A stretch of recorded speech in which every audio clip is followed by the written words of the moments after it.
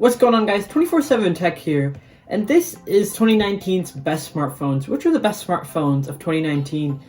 We've got the best big phones, the best small phones, cameras, designs, and at the end of this video, we'll be crowning one smartphone the best of all. Stay tuned for an awesome video. As always, don't forget to subscribe to my channel if you want to watch some more awesome tech videos in the future. As is in the clip before, guys, take 1 second out of this video, subscribe down below. Every subscriber makes a difference. Let's get to 1,000 subscribers, guys. I know we can do it. So let me crown the best big phone first. Now, the award here goes to the Galaxy Note 10 Plus. Now, this is one of my phones that I've liked for like the past 4 to 5 years, except for the Note 7, of course. It's got 5G, it's got a stylus, a 6.8-inch display, an under fingerprint scanner, and 3 awesome cameras. So it's the real deal, guys. It's got all of those big phone features that you would like.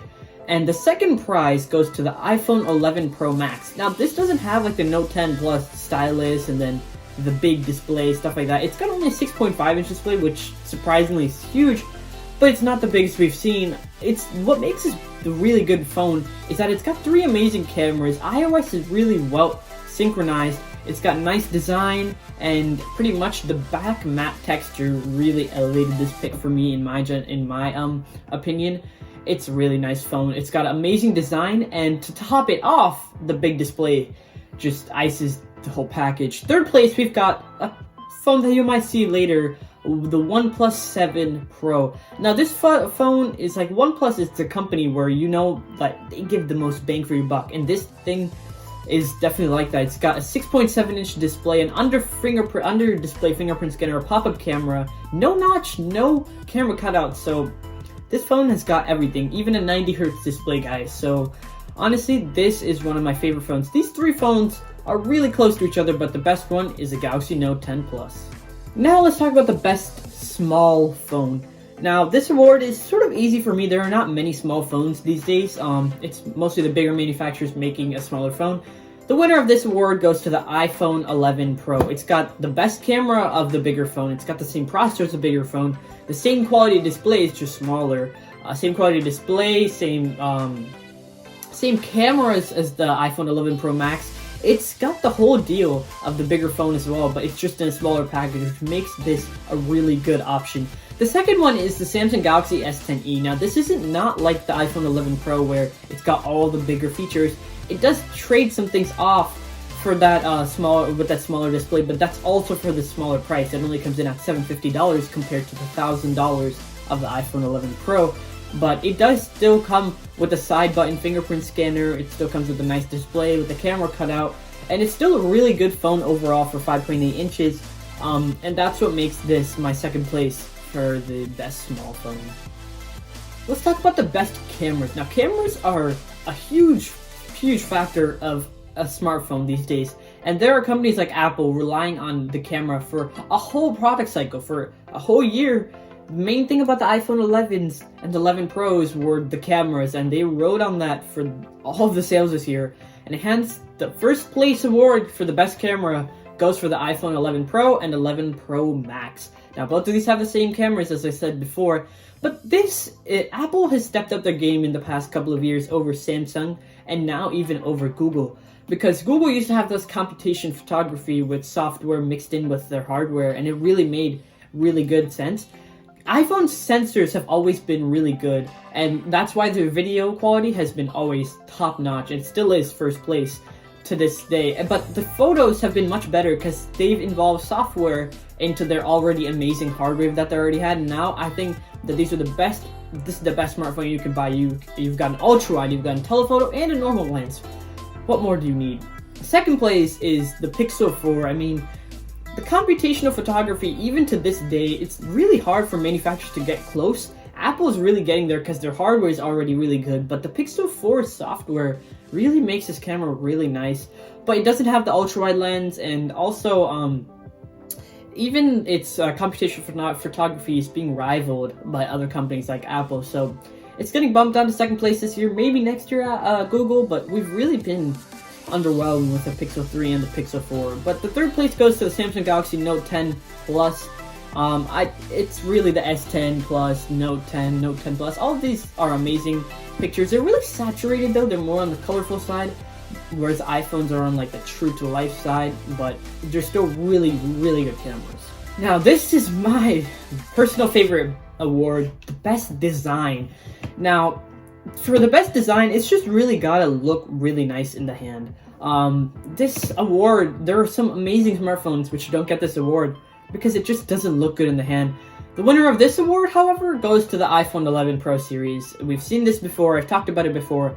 The matte texture on the back glass just wins it out for the best design, and also you pair it up with the software, which is also a big part, and iOS is such a clean software, and it's just really nice, well-built phone in general as well. You've got the stainless steel bands with the nice matte texture on the back. Apple really pays attention to detail, which is something I love.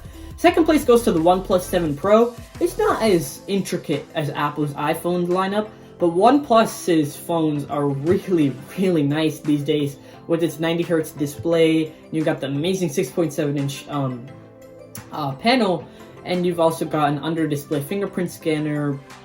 It's OnePlus 7 Pro is a really nice phone. Third place, I'm going to give this to the Galaxy S10 Plus. I don't like the notes, in my personal opinion. The back of the phone doesn't ring like premium to me, just looks really bloated. I think it's just a color scheme, but it just doesn't look that great. But the S10 series, I absolutely love it. I love the color options, the way they built the whole phone with the Galaxy S lineup this year, amazing. Now let's get on with the best display. First place, Samsung Galaxy Note 10 Plus. This is, again, one of those picks where it's just unrivaled pretty much, you could say. I mean, there are really good displays out in the market, but this is just really nice. It's a 6.8-inch mammoth of a display. Super AMOLED, edge to edge.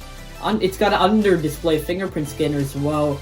2916 by 1440 really just kicks everything else out of the ballpark. And it's such a good display that even iPhone's displays come from Samsung, which shows you how good they are. And second place goes to the OnePlus 7 Pro. I like this mainly because of its 90Hz display, and it's got no camera cutout on the top, no notch. It's a pop-up camera, so the display just looks really, really sleek. Third place goes to the ASUS ROG Phone 2, mainly because the 120Hz display is really good for gaming, and the display itself is just really nice. The 90Hz display itself is far ahead of other people. ASUS bumped it up to 120Hz, which is just kicking it out of the ballpark. What's the best budget phone that you can buy in 2019? My hands-down pick has to go with the Pixel 3a. It comes in at sub $400. It's got a pretty good design compared to the Pixel 4 in my opinion. And the best thing about this is the camera quality is unrivaled for $400. It's one of the best things you can get. The camera is astonishing. The display is pretty good as well. Battery life is not that bad. And honestly, it's a well put together phone in general. Second place has to go to a phone which is sort of not in the budget category. It comes in at $600, which is mid-range in my opinion. This is the OnePlus 7T. It's not the OnePlus 7 Pro because that's more expensive and it gets into premium territory, but it still has the 90Hz display. It comes in with a V camera cutout and the completely cutout-less display.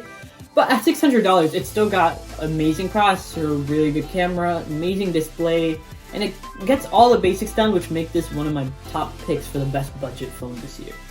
Alright, we've reached the end of this video. What is the best phone of 2019? You've seen this phone pop up in most of the segments. This company's name has been popped up a lot, and it's just creating a lot of buzz over the past couple of years. Take a guess, this is the OnePlus 7 Pro. It's not the highest of prices you can get. It's not $1,000. It comes in at just $700, but it has a 90Hz display. Pretty good camera system, huge display, amazing design. It's got everything and more, which makes it the best pick for this year. Second place should go to the iPhone 11 Pro. It just does it justice. Apple is just fixing everything this year, and it's got a bigger battery, better camera, it's already got an amazing display. There's really nothing much else to talk about.